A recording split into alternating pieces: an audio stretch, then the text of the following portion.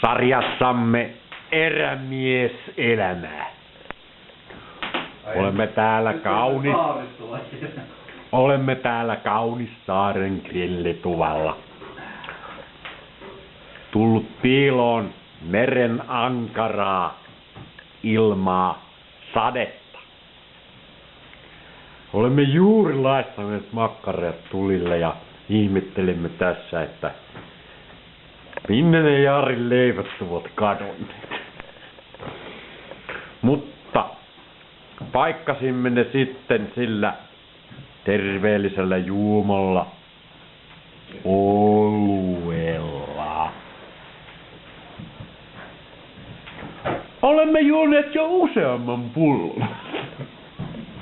Mutta emme häkelly siitä, vaan ajattelemme tässä juuri, että menisimmekö tuonne lakkoihin ulos merelle kalaan, sillä täällähän on jo 5 venettä